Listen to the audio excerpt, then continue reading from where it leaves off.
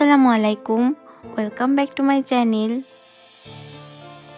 তো আজকে স্বপ্নের পদ্মা সেতুর উপর দিয়ে চলে যাচ্ছি আমার ছোট মামার বাসায়। এর আগেও অনেকবার পদ্মা সেতুর উপর দিয়ে ভ্রমণের সুযোগ হয়েছিল, বিশেষ করে যেদিন পদ্মা সেতু উদ্বোধন করা হয়েছিল সেদিনই। তো বাংলাদেশের মাননীয় সরকারকে অসংখ্য ধন্যবাদ আমাদের মতো সাধারণ মানুষকে এত ভালো উপহার দেওয়ার জন্য। ওই দিন যেহেতু আকাশটা অনেক ক্লাউডি ছিল, তাই আমার জন্য ওয়েদারটা একদমই সুইটেবল হয়েছিল।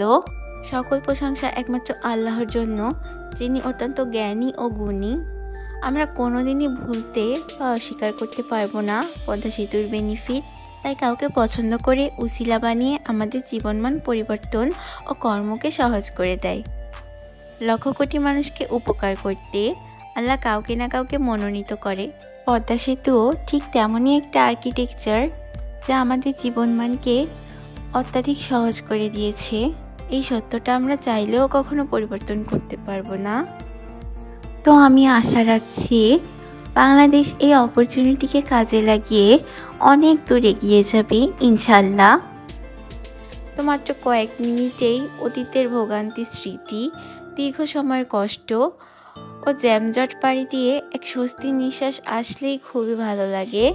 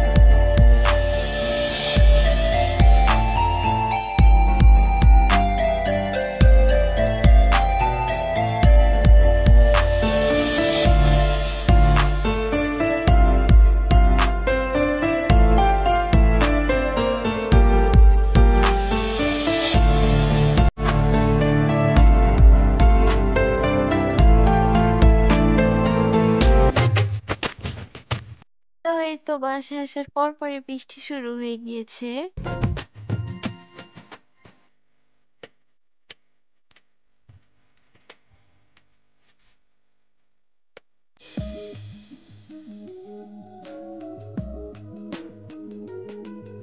বৃষ্টি সামান্য কমলে আমি ছাদে চলে এসেছি আশেপাশেটা একটু ঘুরে দেখতে। তো এই বৃষ্টির ওয়েদারটা কম বেশি সবারই ভালো লাগে, আমার তো খুবই ভালো লাগে। যখনই বৃষ্টি হয় আমি বেশিরভাগ সময় ছাদে চলে আসি আশেপাশেটা একটু ঘুরে দেখতে। আরও এখানে অনেক পাখি ডাকছিল, যেটা শুনতে আরও বেশি ভালো লাগছিল।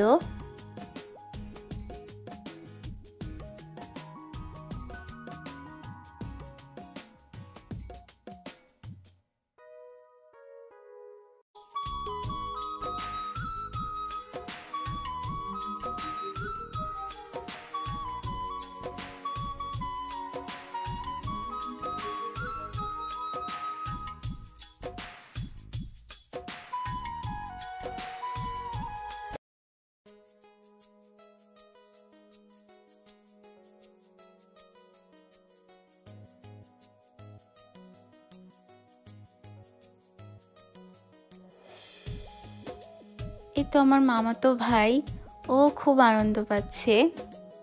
আসলে ছোটরা তো খুব সহজেই তাদের অনুভূতিগুলো প্রকাশ করতে পারে, তাই বোঝাই যায়।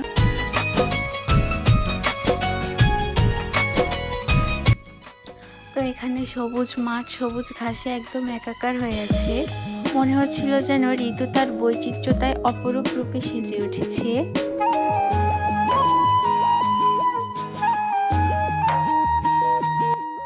এরপর একটু ঘুমিয়ে নিয়েছিলাম, কারণ অনেক বেশি টায়ার্ড লাগছিল।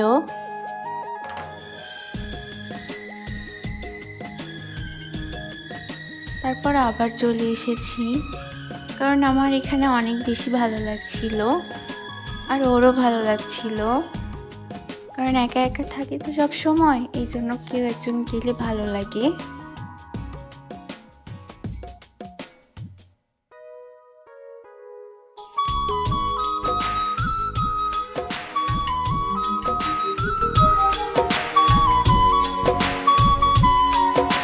নিচে অনেক বাচ্চারা খেলাধুলা করছিল, ওরও দেখে ভালো লাগছিল, কারণ একটু দুষ্টু, এই জন্য মামি ওকে বেশি একটা বের হতে দেয় না। তো আমিও ছোটবেলায় আসলে কম বেশি দুষ্টু ছিলাম। একবার তো রীতিমতো আমাদের বাসার ছাদের রেলিংয়ের উপর দিয়ে দৌড়ানো শুরু করে দিয়েছিলাম।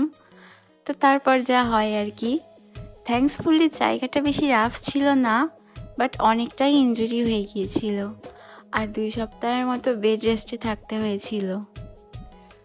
তারপর যখন স্কুলে পড়তাম, তখন আমাদের স্কুলের দোতলার বাউন্ডারিটা ফাঁকা ছিল, আর কি ওইটার উপর উঠে বসতাম। যে কোনো টাইমে অ্যাক্সিডেন্ট ঘটে যেতে পারতো। তখন আসলে অতটা কনসাসনেস কাজ করতো না, এই জন্য অতটা বুঝতেও পারতাম না। তো যাই হোক, শৈশবের স্মৃতিমাখা সে দিনগুলো কতই না আনন্দের ছিল। সেই সোনালি দিনগুলো আসলে অনেক বেশি মিস করি। হয়তো আর কখনোই ফিরে পাবো না সেই সব দুরন্তপনার দিনগুলো। সময় চলে গেলে তো আর ফিরেও পাওয়া যায় না। শৈশবের দিনগুলো আসলে অনেক বেশি মনে পড়ে। তো আকাশটা অনেকটাই ক্লিয়ার হয়ে গিয়েছে, আর আমি এখানে গাছগুলো ঘুরে দেখছিলাম। এখানে অনেক বড় একটা ড্রাগন গাছ আছে, যেটাতে শুধুই ফুল ধরেছে, বাট এখনো ফল ধরেনি।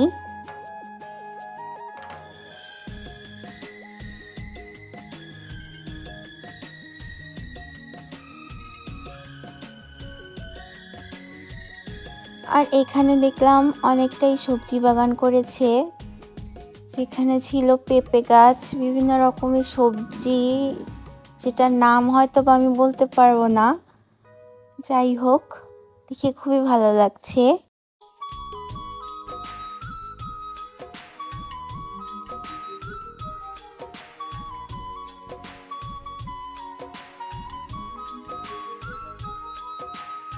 আর এই গাছটাতে অনেক সুন্দর মরিচ ধরেছিল। মজার ব্যাপার হলো, আমি ছোটবেলায় লাল মরিচের গাছগুলাকে শুকনো মরিচের গাছ মনে করতাম। তো আম্মু জানতে পেরে ভুলটা ধরিয়ে দিয়েছিল। শুকনো মরিচের বেসিক্যালি কোনো গাছ হয় না, আর এই কালারফুল মরিচগুলো হলো different types of quality, like সাদা, দেন বেগুনি টাইপের, অ্যান্ড গ্রিন চিলি, যেটা তো অ্যাভেলেবেল আমরা ইউজ করি।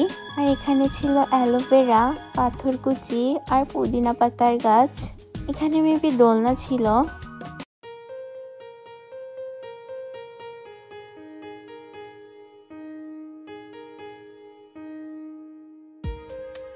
তো এখানে সূর্য প্রায় অস্ত যাবে।